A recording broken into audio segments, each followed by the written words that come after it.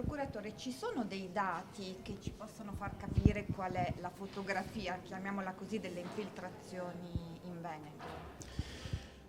Dunque, i dati ci sono, però bisogna sempre tenere presente che si tratta di dati parziali.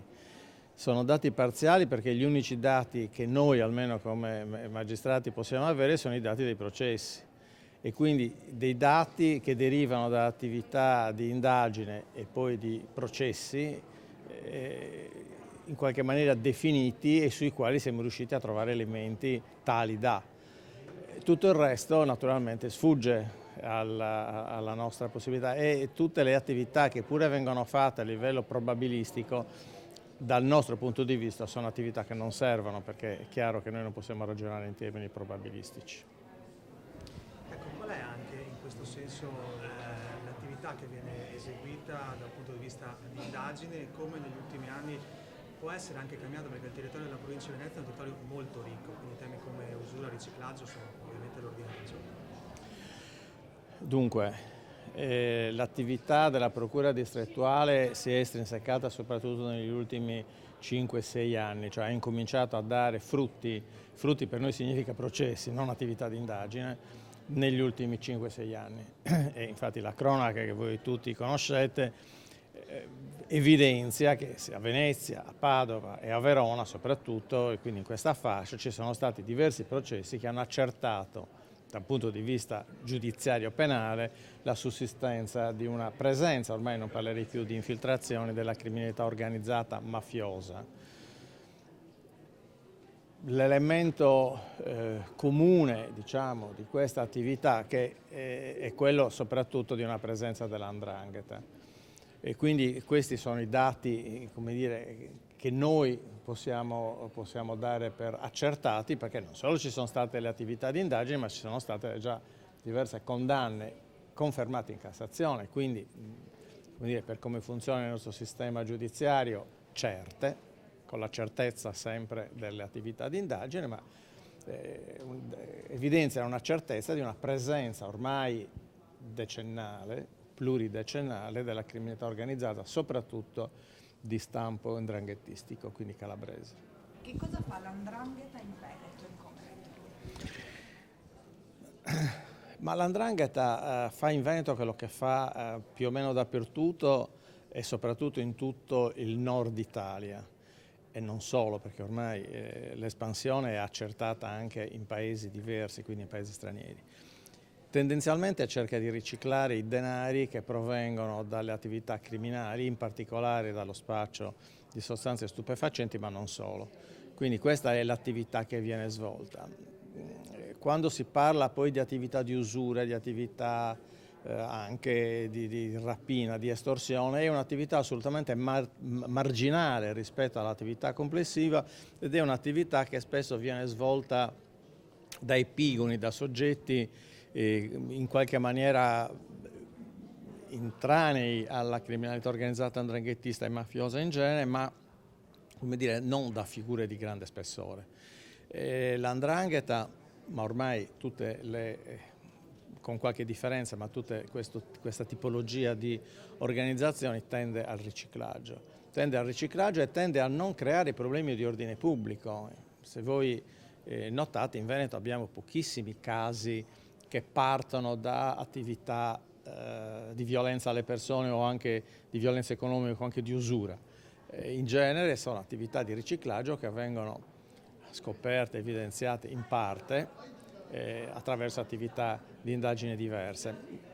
Il silenzio è connaturale all'attività 'ndranghettista e comunque all'attività della criminalità organizzata, che sa perfettamente che ogni qualvolta vi è un problema di ordine pubblico, un problema di reazione, un problema di attacco alle persone o alle cose, c'è una reazione dello Stato che comunque non sarà completa, non sarà totalizzante, ma in ogni caso è tale da creare quantomeno dei problemi. Questo naturalmente limiterebbe la capacità poi invece economica che, come dire, già da tempo era stato scoperto, penso a Falcone che per primo parlò di seguire il denaro, ecco, quindi quello è il loro business principale, tutto il resto diventa collaterale e soprattutto certe volte diventa pericoloso per loro stessi. Quali sono i meccanismi che hanno, diciamo, permesso l'infiltrazione mafiosa, in particolare dell''ndrangheta? Cioè come è potuto avvenire? Anche qui i sistemi, cioè, il Veneto non ha delle caratteristiche particolari rispetto quantomeno al nord Italia.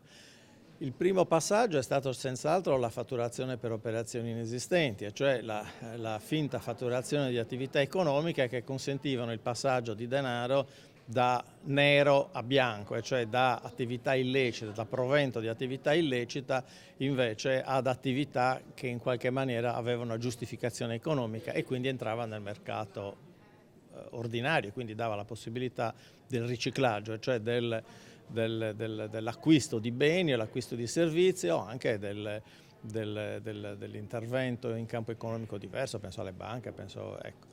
Quindi questo è il sistema. Poi certamente ci sono tante altre piccole sfaccettature, però direi che il grande fenomeno è questo, perché senza il passaggio da denaro provento da attività illecita a denaro usabile in termini economici, è chiaro che tutta l'attività criminale alle spalle non avrebbe significato, perché se non ci fosse la possibilità, penso in particolare allo spaccio degli stupefacenti, che è quello che più redditizio, diciamo, quantomeno in una prima fase, ma anche adesso, quel denaro, se non può essere in qualche maniera usato, se non diventa usabile, resta come dire, nascosto, ma non creerebbe quel benessere e quel beneficio per la criminalità organizzata che invece crea. Quali sono le attività commerciali, i servizi più utilizzate per questo tipo di riciclaggio?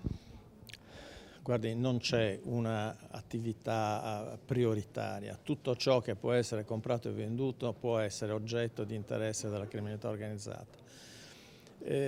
Poi certo è chiaro che ci sono delle attività che sono un po' più facili, un po' meno facili, quello dipende però veramente da una situazione locale, dalla possibilità che hanno di entrare in contatto con le persone, dalla situazione economica generale, però non esiste almeno per quello che noi possiamo sapere, un settore privilegiato. C'è da dire che noi poi, come ho detto all'inizio, abbiamo una visione limitata, nel senso che sono le notizie, sono gli input che ci vengono dall'attività di indagine, ma l'attività di indagine per tutta una serie di motivi è limitata ad alcuni casi, quindi la nostra visione resta pur ampia, pur ormai pluriennale, ma resta limitata a quello che riusciamo a scoprire.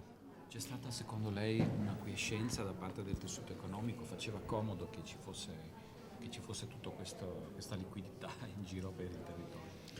Ma dunque, tanto bisogna anche qui chiarire, tessuto economico è un concetto molto ampio. È chiaro che in questo tessuto economico c'è di tutto, quindi ci sono grandi imprenditori seri, imprenditori capaci, imprenditori che lavorano e sono sicuramente la maggior parte, grandemente la maggior parte. E poi ci sono delle situazioni borderline dove è chiaro che lì invece c'è una capacità di penetrazione. Che ci sia stata acquiescenza direi di no, nel senso che poi quando notiamo una certa capacità reattiva, è una capacità reattiva che però è limitata, cioè avviene quando noi in qualche maniera riusciamo a scoprire qualcosa. Ecco, forse c'è stata e forse in parte c'è una sottovalutazione del fenomeno, cioè è quel fenomeno che nessuno vorrebbe ammettere a casa propria e che tutti sperano che succeda da un'altra parte.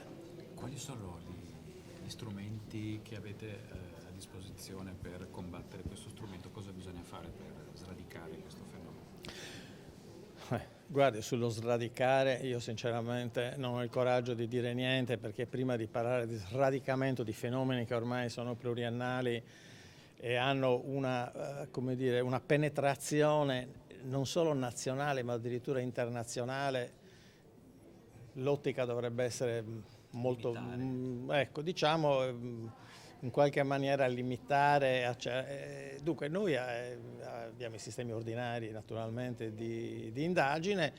Per questa tipologia di reati ci sono delle come dire, delle particolarità che certamente sono più ampie rispetto all'attività ordinaria, penso alle intercettazioni che hanno delle caratteristiche particolari, penso all'attività proprio sui capitali e che anche lì c'è un ampliamento della possibilità di intervento. Ecco, queste sono le differenze rispetto all'ordinario, però i sistemi di indagini fondamentalmente sono gli stessi che ci sono ordinariamente.